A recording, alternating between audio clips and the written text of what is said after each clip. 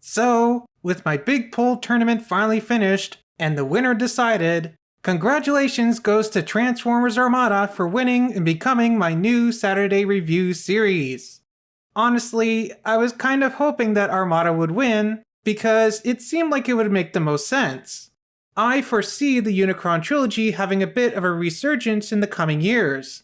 What with a lot of the kids who grew up with that show now being in their late 20s, early 30s, having some disposable income, and feeling nostalgic.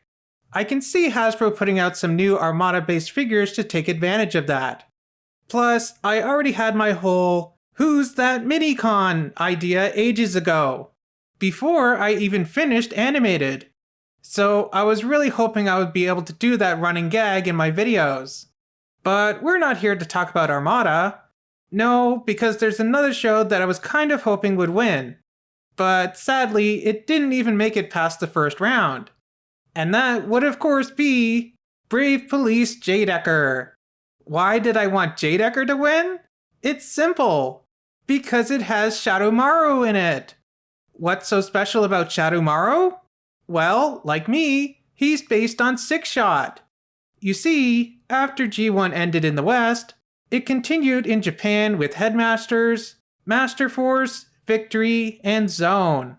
But Takara wasn't done there. They decided to keep making Transformers robot anime, but ditched the whole Transformers name and lore.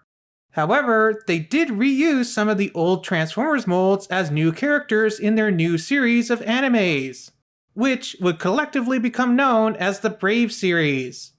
Toys like Deathsaurus and the Dinobots, but also the Sixshot mold, which would be repainted and remolded as Shadow-Maru.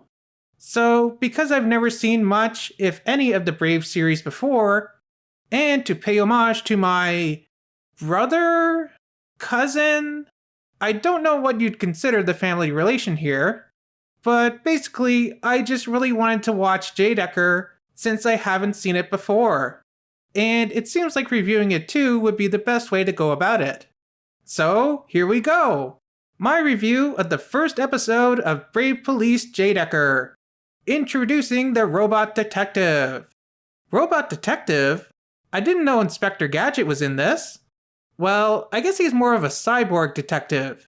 Anyways, we begin with sisters Kurumi and Azuki being woken up by a loud noise. Downstairs, they find their younger sister Yuta feeding the cat.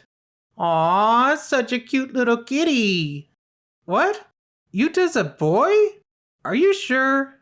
Well, they all get dressed, and as they're having their breakfast, his older sisters joke about Yuta having a crush at school, and that's why he's been getting up early lately. Aww, so cute! Yuta excuses himself and makes his way to a closed-off area, where we meet Deckard. Hey!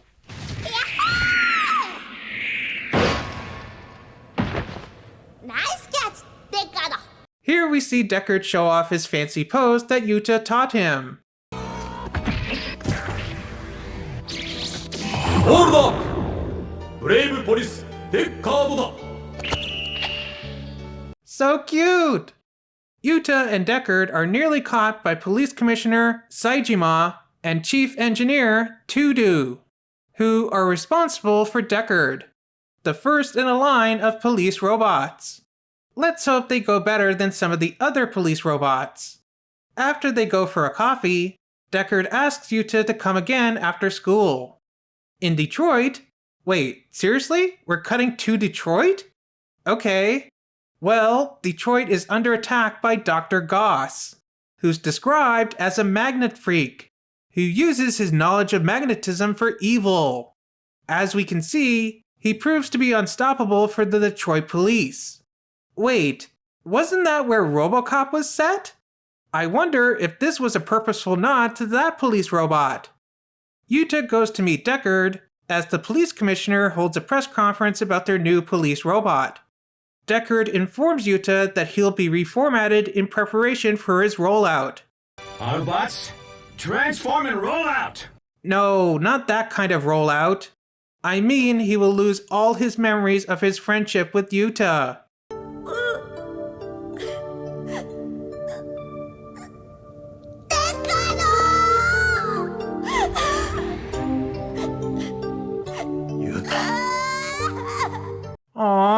Poor Yuta.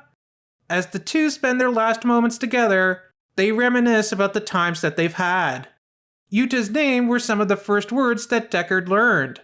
Yuta helping to teach him to walk, reading comics together, striking poses, doing homework, but most importantly, Yuta taught Deckard what it means to have a heart, to understand joy, anger, and sadness. Yuta says that when he grows up, he'll become a police officer. That way they can be reunited again. 了解ボス However, news of this new brave police robot attracts the attention of Dr. Goss, who is now bearing towards Japan. Get it? Attract? Bearing? Like a magnet? Never mind. In the morning, the engineers arrive to reset Deckard and prepare him for his debut. But Yuta cannot bear to see his friend go. さよならだゆうた Aww, it's so sad. Later, Dr. Goss arrives to steal Deckard as he's being transported through the city.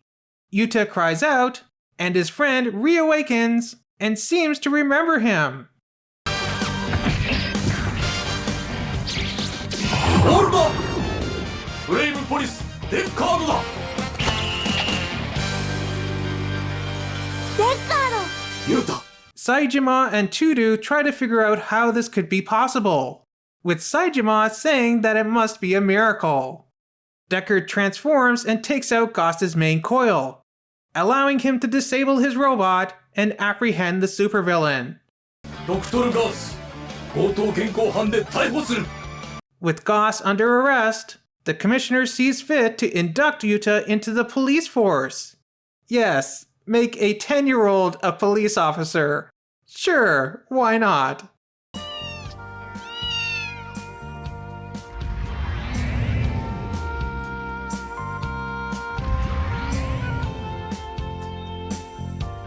Brave Police Deckard です Aww, so cute! And that is where we end episode 1 of Brave Police J-Decker, with Yuta and Deckard becoming partners in the police department. Well, this was pretty good. This episode really pulled at the heartstrings. Even though we just met Deckard and Yuta, it was still heartbreaking seeing them torn apart. And then, all too triumphant as Deckard magically remembers everything, despite being reformatted, and coming to his little friend's rescue. It was a great way to kick off this series. Yuta is very cute. I find it interesting that all his clothes have musical notes on them. I imagine that he'd be good friends with Jazz. Similarly, Yuta's oldest sister, Azuki, seems to have cherries as a theme on her clothes. And the middle child of the family, Kurumi, seems to have flowers as her theme. Although, we'll have to see if this trend continues in future episodes. But yes, this was a great start to this show. Well, what about you? What did you think of the first episode of Brave Police J-Decker? Let me know down in the comments. Remember to like, subscribe, and do all that other fun stuff. Now, this is normally where I'd say come back next week for the next episode of J-Decker, but I don't know if I'll be doing another episode next week. This may be a one-off, or maybe a bi-weekly or even monthly thing. It depends how busy I am. Or maybe this will become a YouTube members or Patreon exclusive review series. I'm just realizing now that the next year and onwards is going to be a lot more expensive for me. Although I'm also going to be spending more time on myself, meaning that I'll have less time for videos. But I really want to do more episodes, so hopefully if you enjoyed this review, and it does well, maybe I'll come back and review episode 2 sooner rather than later.